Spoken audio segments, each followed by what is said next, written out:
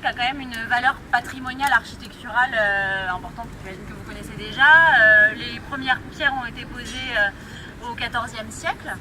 Donc ça, c'est la partie patrimoniale qui a vraiment une valeur et qui sera d'ailleurs conservée dans le projet du futur écoquartier qui va naître. Vous avez là sur l'entrée du site la statue de Saint Vincent de Paul qui nous accueille. Est-ce que c'est possible de parler plus dans le micro? J'entends. Ah, d'accord. Comme ça? Si vous tournez Comme ça? c'est mieux. Oui, mais la dame, elle me dit que... Est-ce que ça va mieux, madame, du fond? Ok. Et est-ce que ça va pour vous? Du coup, il faut que je fasse ça. Alors, donc, la statue de Saint Vincent de Paul qui nous accueille, c'était à la base un hospice pour les enfants abandonnés. Donc, c'était vraiment concentré dans cette partie-là. C'était, en fait, en premier lieu, le noviciat. C'était un noviciat, en fait, ici.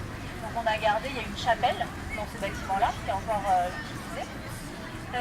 Donc ça c'est un bâtiment qui s'est construit aussi au fur et à mesure jusqu'à avoir la célèbre maternité Saint-Vincent de Paul qui se trouve derrière, qu'on peut plus voir maintenant, qui fait partie de la zone en chantier.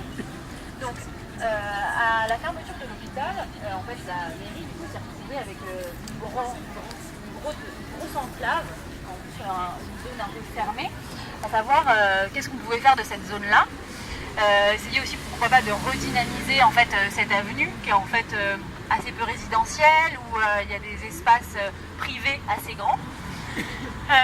Donc la mairie de Paris a souhaité, enfin la mairie du 14e, en accord avec la mairie de Paris, ont souhaité installer de l'hébergement d'urgence opéré par l'association Aurore. Donc l'association Aurore, c'est une vieille association 1871 qui fait principalement de l'hébergement, de l'insertion professionnelle et du soin. Donc l'association Aurore est arrivée en 2011 pour installer de l'hébergement pour une centaine de personnes. Donc, vous imaginez 15 000 m² de bâti, 6 hectares de surface, 100 personnes hébergées là-dedans, c'était un petit peu glauque. L'idée c'était quand même d'en faire un endroit mixte et puis un endroit ouvert. Donc plus de personnes se sont installées et puis la mairie a décidé de faire venir 2 autres acteurs pour faire vivre ce quartier-là. Il faut savoir que Aurore, son mandat, c'est du social. C'est pas l'ouverture sur le quartier, c'est pas des jolies terrasses en bois, ni quoi que ce soit. Donc la mairie a choisi de faire appel à Yes We Camp, qui est une association marseillaise, qui s'est créée en 2013 lorsque Marseille était la capitale de la culture. Et donc le mandat de Yes We Camp, c'est vraiment mixer les usages, ouvrir au public, faire des jolies choses pour que tous les gens aient envie de venir se poser d'une manière un peu plus libre aussi. Et la mairie a fait appel à Plateau Urbain. Donc Plateau Urbain, c'est maintenant une coopérative qui s'occupe de résorber la vacance, c'est-à-dire des bâtiments qui sont inoccupés, proposer en fait de se charger de l'occupation de ces bâtiments-là via la mise à disposition de locaux à des prix moins chers que pratiqués à Paris, vers des start-up, des associations, des acteurs qui ont envie de se développer, qui n'ont pas les moyens de payer des loyers au prix parisien.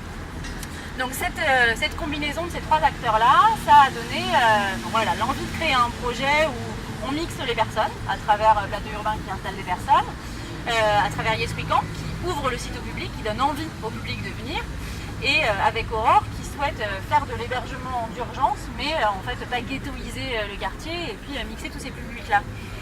Donc voilà, donc le projet il a commencé en 2015. Donc l'installation des 3 associations a commencé en 2015.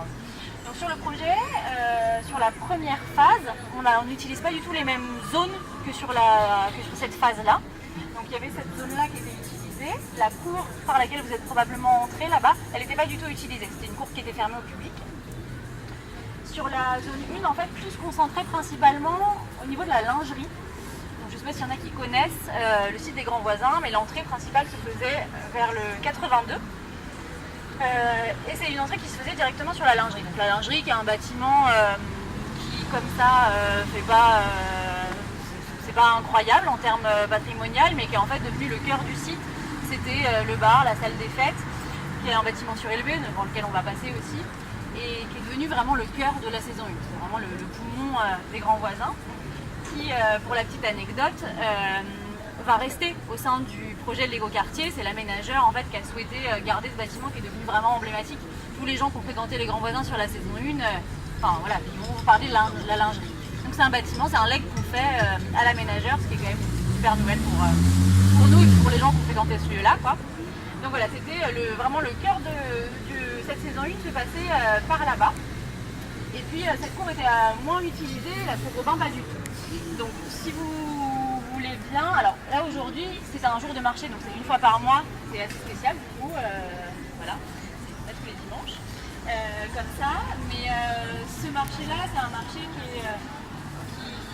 qui a commencé en 2015 aussi, où c'était beaucoup de résidents, donc c'est les résidents d'Aurore, n'ont pas tous du travail, n'ont pas tous la capacité de rentrer dans le marché de l'emploi basique, mais ils ont tous des savoir-faire et des envies. Et donc le marché, ça a aussi représenté un moyen pour eux de pouvoir se resocialiser, vendre des petites choses, connaître aussi les personnes, parce qu'en fait, on est hébergé ici et c'est un site que plein de gens adorent. Après, comme on le dit, on n'a pas tout le temps envie de rencontrer 2000 personnes un dimanche, mais en fait, petit à petit, c'est des choses qui ont quand même aidé à créer tout ce lien. Et voilà, le marché, c'est un projet hyper emblématique aussi des Grands Voisins, sur lesquels est impliqué Yes We Camp et Aurore.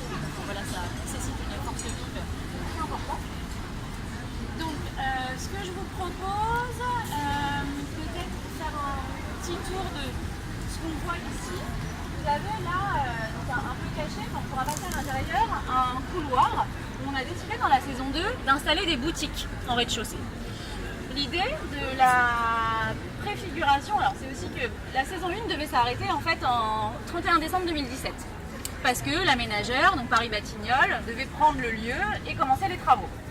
Sauf que les Grands Voisins, ça a eu en fait une répercussion médiatique et aussi en termes de sentiment sur le quartier qui a très bien marché, et l'aménageur s'est dit en fait le chantier il va pas toucher toute la zone d'un coup, donc pourquoi pas scinder et se dire qu'on continue